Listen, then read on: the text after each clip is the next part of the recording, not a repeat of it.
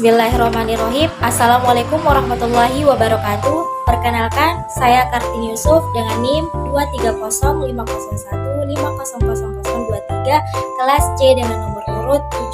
Baik, berdirinya saya di sini yaitu untuk memaparkan ataupun menjelaskan terkait materi yang saya akan presentasikan, yaitu proses morfemis. Yuk disimak baik-baik penjelasan berikut ini. Proses morfemis. Proses morfemis atau morphological process adalah suatu proses yang mengubah leksem menjadi kata. Dapat dikatakan bahwa leksem merupakan input atau masukan serta kata dasar, dan kata merupakan output, yaitu keluaran atau hasil serta turunan, sehingga proses morfemis juga disebut sebagai pembentukan kata. Dalam proses morfemis terbagi menjadi 4 bagian, yaitu pengimbuhan, pemajemukan, pengulangan, serta ada pemendekan. Dari keempat proses tersebut, mari kita simak baik-baik apa-apa saja yang terjadi dalam proses tersebut dan bagaimana penjelasan yang dari keempat proses tersebut. 1. Afiksasi atau pengimbuhan. Pengimbuhan adalah proses atau hasil penambahan atau perangkaian afiks pada akar, dasar, atau alas kata. Dalam proses ini, leksem mengalami perubahan bentuk menjadi kategori tertentu, sehingga berstatus kata dan sedikit banyak berubah maknanya. Macam-macam pengimbuhan. Berdasarkan letak distribusi afiks, proses afiksasi dapat dibagi menjadi 5 jenis, yaitu sebagai berikut. 1. Awalan atau prefiks. Secara etimologi, prefiks merupakan serapan dari B, Inggris, atau prefiks, yang merupakan gabungan dari kata pre, sebelum, dan fix, membubuhi. Prefiks merupakan proses perangkaian afiks di awal kata dasar, yaitu bisa kata dasar atau turunan. Dalam bahasa Indonesia, terdapat beberapa prefiks antara lain ber, per, me, di, ter, ke, dan se. Morfofonemik pada proses pengimbuhan menggunakan prefiks me dapat berwujud sebagai berikut, yaitu a. Pengekalan fonem sendiri. Tidak ada tiang berubah, tidak ada yang dilesapkan, dan tidak ada yang ditambahkannya. Terjadi apabila bentuk dasar diawali oleh konsonan R, I, W, M, N, Eng, dan NY. Contoh yaitu me tambah rawat menjadi merawat, me tambah wasiat menjadi wasiat, me tambah makan menjadi memakan. Kedua yaitu B, penambahan fonem. Penambahan fonem nasal yaitu bunyi bahasa yaitu M, N, Eng, dan Nge. M yaitu bentuk dasarnya diawali B dan F. Contoh, me tambah baca menjadi membaca, M tambah fitnah menjadi memfitnah. N bentuk dasarnya diawali D. Contoh yaitu me tambah duda sama dengan menduda. Eng bentuk dasarnya diawali G, K, H, K, H, A, dan I. Contoh, me tambah gila menjadi menggila, M tambah gina menjadi menghina, M tambah khayal sama dengan menghayal. Nge yaitu bentuk dasarnya hanya terdiri oleh satu kata. Contoh yaitu me tambah weng menjadi mengebom. C. Peluluhan fonem. Prefiks me dibubuhkan pada bentuk dasar yang diawali dengan konsonan bersuara S, K, P, dan T. Contoh, me tambah sikat menjadi menyikat. Kedua, sisipan atau infiks. Infiks merupakan imbuhan yang secara struktural diletakkan di tengah sebuah bentuk dasar antara konsonan yang mengawali sebuah kata dengan vokal berikutnya. Adapun contohnya yaitu L atau telunjuk dan gelembung, R yaitu gerigi dan serabut, M yaitu gemetar, gemuruh, kilau, dan temali. Ketiga yaitu akhiran atau sufiks. A adalah afiks yang dilimbuhkan di akhir bentuk dasar. Dalam bahasa Indonesia terdapat berbagai bentuk sufiks antara lain i, kan, an, wan, wati, man, wi, nya, if, dan ar. Contohnya yaitu an yaitu pangkalan, i menaiki, kan yaitu meminjamkan. 4. Gabungan awalan akhiran atau konfiks adalah afiks yang berupa morfem terbagi bagian pertama diawali bentuk dasar, sedangkan bagian yang kedua akhir bentuk dasar. Contoh yaitu per sama dengan pertokoan, pen, an yaitu penglihatan, ke an yaitu kebaikan. Kelima, imbuhan gabungan yaitu simulfiks adalah dua imbuhan atau lebih yang ditambahkan pada kata dasar, tidak sekaligus tetapi secara bertahap. Contoh, kata dimasukkan, sufiks kan melekat terlebih dahulu pada kata masuk dan memasukkan, kemudian prefiks di melekat pada masukkan menjadi dimasukkan. Jadi, dalam kata dimasukkan terdapat dua afiks yang bergabung, yaitu prefiks di dan prefiks kan. Kedua, yaitu pemajemukan. Pemajemukan adalah proses morfologis yang berupa perangkaian dua buah bentuk dasar atau lebih yang menghasilkan satu kata. Hasil dari proses pemajemukan disebut kata majemuk. Ciri-ciri kata majemuk. 1. Kesatuan makna. Contohnya yaitu matahari, rumah sakit, dan sapu tangan. Kedua, kesatuan unsur pusat.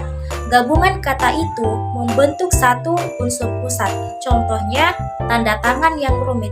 Penjabarannya yaitu tanda tangan sama dengan unsur pusat atau inti. Rumit sama dengan unsur penjelas. Ketiga, kesatuan mobilitas. Mobilitas tiap bagian dalam kata majemuk hilang, unsur pembentukannya selalu bergerak sebagai satu kesatuan dalam kalimat. Sebagai contoh yaitu ayah meninggalkan kantor pukul 5 sore. Pukul 5 sore sama dengan yaitu pukul 5 sore ayah telah meninggalkan kantor. 4. Yaitu kesatuan fungsi sintaksis.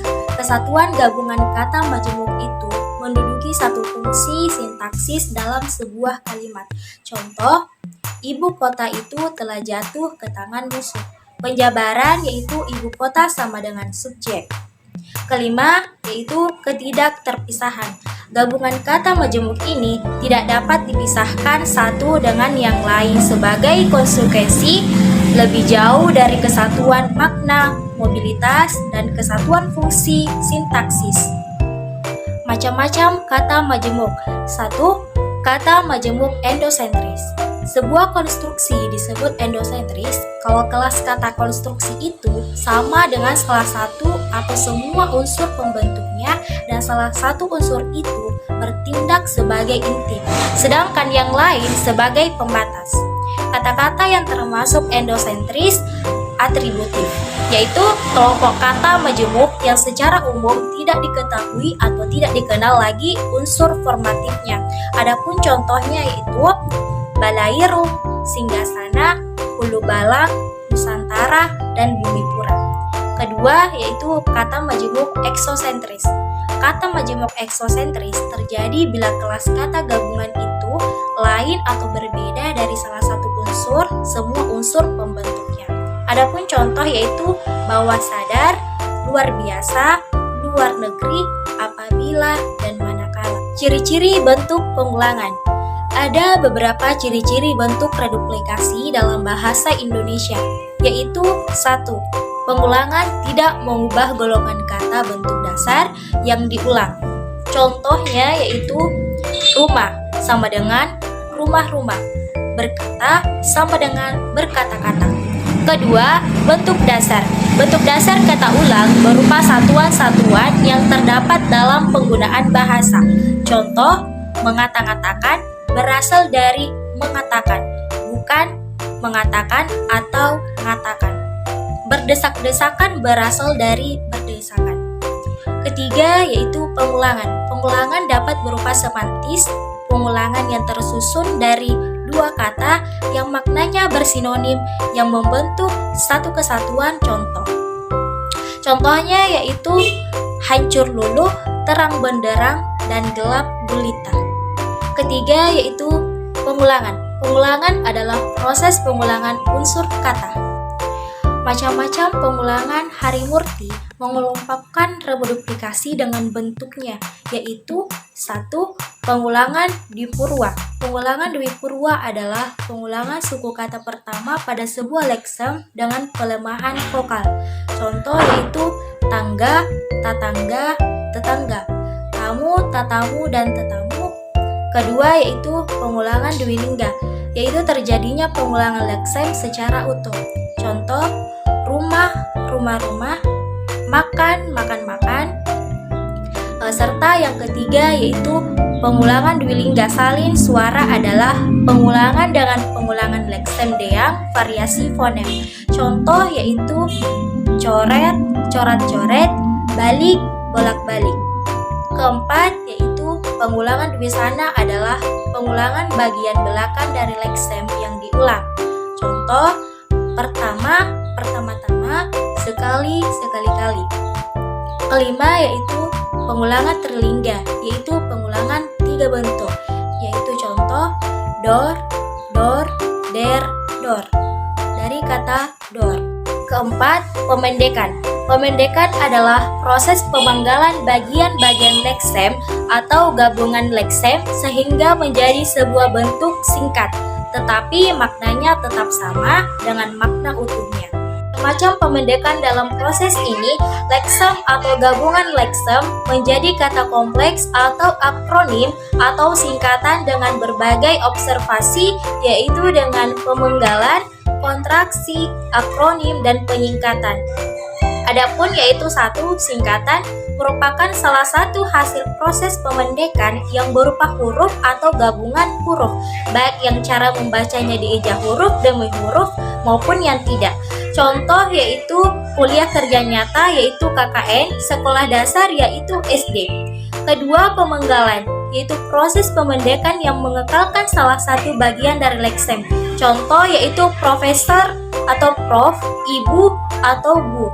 Ketiga yaitu akronim, merupakan proses pemendekan yang menggantungkan huruf atau suku kata atau bagian lain yang ditulis dan dilafalkan sebagai sebuah kata yang sedikit banyak memenuhi kaidah fonotaktik bahasa Indonesia seperti SIM atau surat izin mengemudi, IKIP yaitu Institut Keguruan dan Ilmu Pendidikan. Keempat, konstruksi yaitu proses pemendekan yang meningkatkan leksem dasar atau gabungan leksem seperti takkan atau tidak akan, rudal atau peluru kendali, serta sendratari atau dramatari. Lambang unsur yaitu proses pemendekan yang menghasilkan satu huruf atau lebih yang menggambarkan konsep dasar kuantitas, satuan atau unsur seperti cm atau sentimeter, kg atau kilogram. Baik, sekian presentasi saya pada hari ini. Mohon dimaafkan atas segala kekurangan yang ada pada video serta penjelasan yang saya paparkan, yakni pada proses morfemis. Dan semoga teman-teman dapat mengambil pembelajaran serta ilmu yang disampaikan ataupun yang saya paparkan. Untuk itu, saya mohon maaf karena saya hanyalah manusia biasa dan kesempurnaan hanyalah milik Allah Subhanahu wa taala. Saya Kartini Yusuf dari kelas C. Sekian dan terima kasih. Assalamualaikum warahmatullahi wabarakatuh.